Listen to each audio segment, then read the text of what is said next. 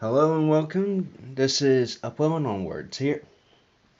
Now, I have recently just altered my layout, primarily just sorting out bits and bobs here and there, especially when it comes to running locos, because I want to be able to run them smoothly, no issues at all.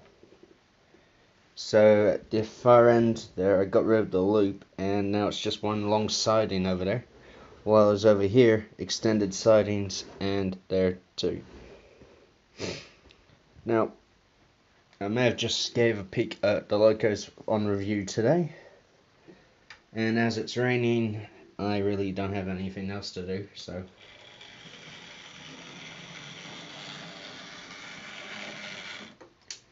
The Hornby Pug. There's about a 10-year gap, I believe, between these two, as this is a dapol model, and this is a Hornby model. Now, just in the print alone, you can tell the difference, as well as the way the wheels are. You can tell the difference between the two right there. Let's have a look at the dapol one first. Nicely fitted separate handrails, separately fitted driver there. Annoyingly, the glue goes right through, so I can't remove the cab for maintenance. Bummer. But, nice little running number there. Underside ain't bad, but if you ever get one of these, you really have to be careful when taking this belly plate off, because it is literally clipped onto the body frame. Oh, when I say body frame, I meant this bit here. The main chassis body is literally clipped on there. The screw is just an extra safety precaution in case someone breaks some clips. Now let's have a look at this Hornby model. Again, separately fitted handrails, this time a lot darker. The cab roof could be in better shape, but oh well. Nice lining in that, beautiful done. Underside, it's only clipped at one end, so you just undo the screw and that levers off. The cab, about the same, but this one can come off. I won't demonstrate now because it's a bit of a bugger to put back on. Now you instantly will pick up that there is a significant difference between this pug and the one in my hand, and that is this one has normal buffers at the back instead of the well-known dumb buffers, which are common for industrial or dock shunters. It's because I'm being told, before I bought this, that one of the buffers was badly damaged and missing. So, the person fitted these ones on.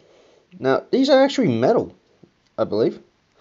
Yeah, they're actually metal buffers. So, I can't argue there. Now, I have given each loco a nice running through pace. And to show what I mean, I've actually recently had to rebuild this one owing to a little reliability issue. But as you can see, look at that. Bugger. Always when you're filming they act up. I know there's still a bit of work to go, but for a novice like me, I can't really say anything. And since this video is about the pug, I'm not just going to single out one of them, I'm going to run them both. Back to back, top and tail, whichever works. Now, I know with the way I just rebuilt my layout, the curves are a lot more gentle, so it really won't affect the running of these locos annoyingly. But I figure if I just move a few things around, I'll be able to get them running around all the junction areas of the layout, where the curves do get a little tight in the points, but that's about it. So just switch a few points around,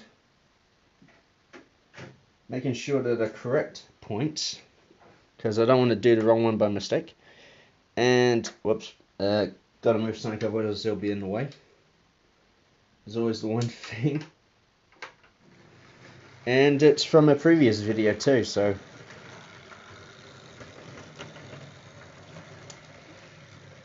I do believe a Call It Goods just photobombed the pugs. Now, let's just move these pugs onto the main.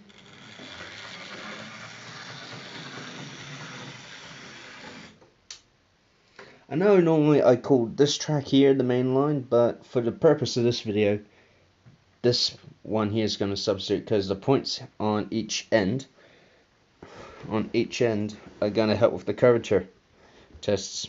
And before doing so, just give the points in that a quick clean. It's always the one thing you forget sometimes, to give it a quick clean up, because you want to make sure they do run, and you don't want to have anything foul up.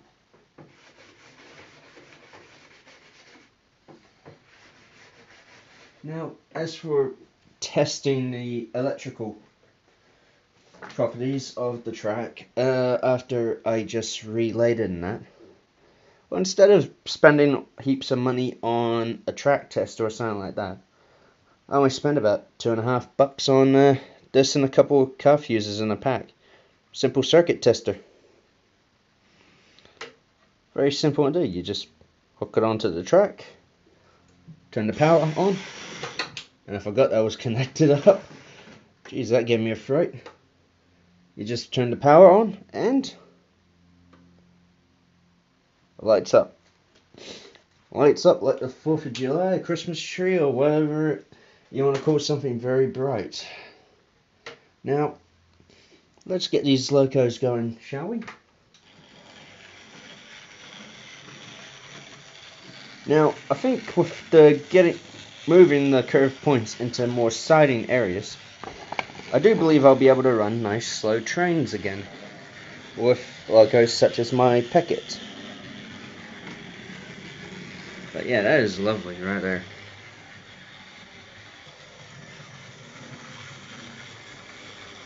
And over the curve point. No issue. Just giving a show of what the new layout looks like. Extended sidings and that. Looks pretty well. Now, we'll just rush the locos around real quick and set up a small train.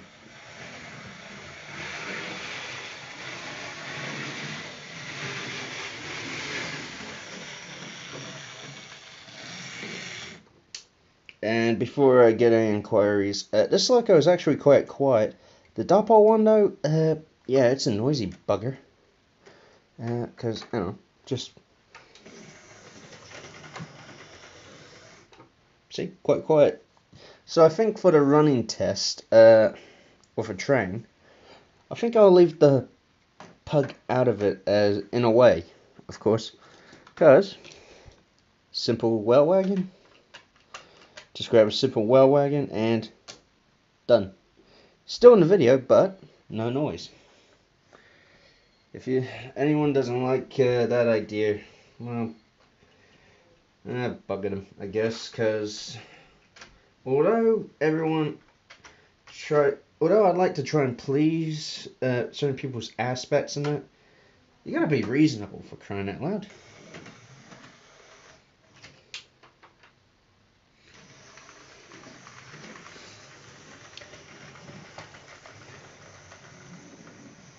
Now, we're just going to run a simple flat train.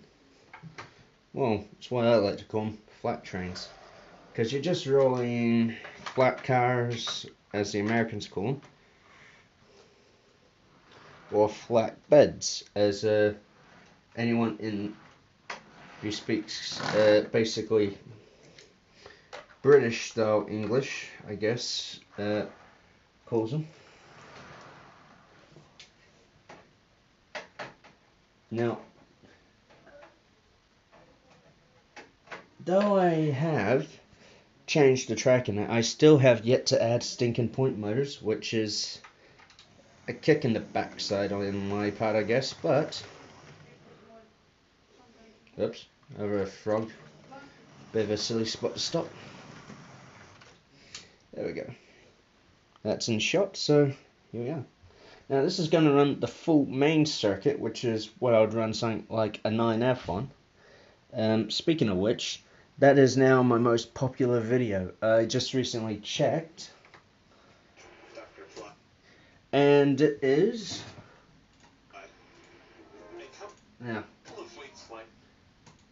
Yeah, gosh darn it. Sometimes the computer adds up. There we go. Okay, the 9F currently at 42 views, which is actually quite big considering last night it was at 32.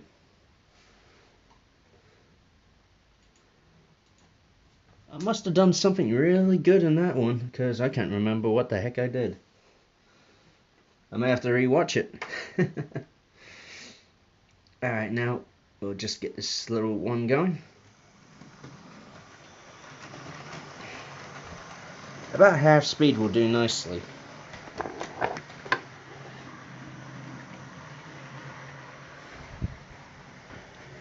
Now, along with this review, I'll also be uploading a quick video, or a time-lapse sort of video, of me rebuilding the line. Mainly of the track being pinned down.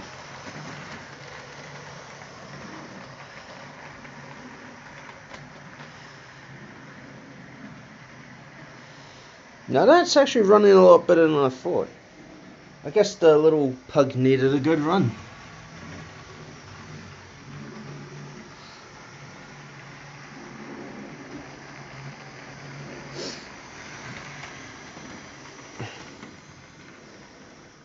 Okay, that's enough for freight, I guess. I'll be back in a tick with something a little different. And welcome back. Now, I think for a pulling test, instead of the small load we had before, I think I'd go all out, because I think maybe a couple of passenger coaches should do nicely. Now, I know in the Ginty video, and I think it was actually the V1 video, along with the Thompson Suburbans I also had these. These are old Grand First coaches, and they're quite nice, very nice. Very looked after for their age. Quite lightweight, which would go good behind a small loco, but no.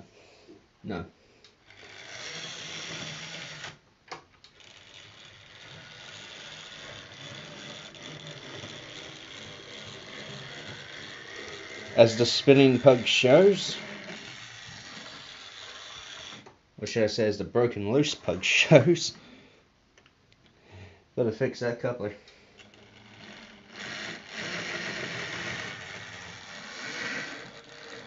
It's quite a heavy train if it's spinning, because it is a rake of 6 ex-LMS coaches. Well, 5 in a parcels van anyway.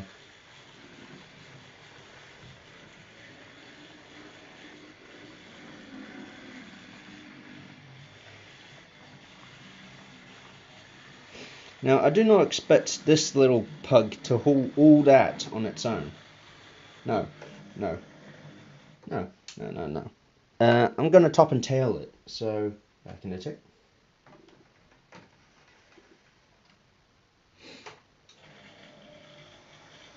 Now, you may be asking, what is top and tailing?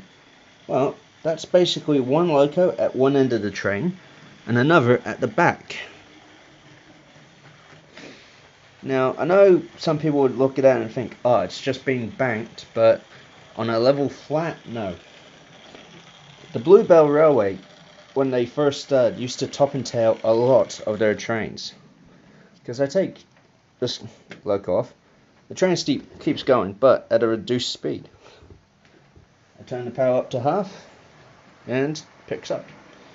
For a little loco, it's actually doing a lot better than I thought. I think this is well known as the Mighty Pug.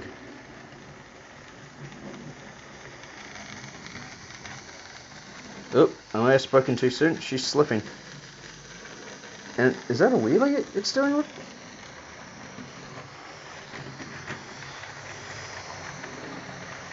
I mean, wow. This little pug is doing far better than my first foot. Now, don't get me wrong, I do like small tank engines. I got nothing against them. But what this little pug here is doing is just breathtaking. It's taking basically a 6-coach train with a little bit of a slip, but it's still running. I mean, look at that. No assistance needed.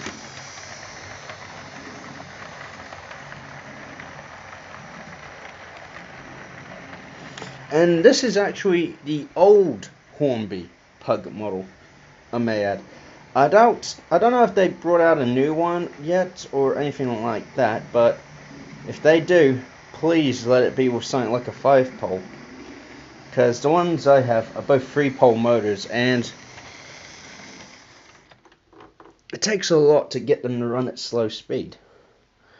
So, Hornby, if you're watching this, please do a 5-pole motor version of this. I bet modelers around the world will love you for it. And, well, I guess that concludes this review. So, this is Upwell and Onward saying, thank you all for watching. Please subscribe and like.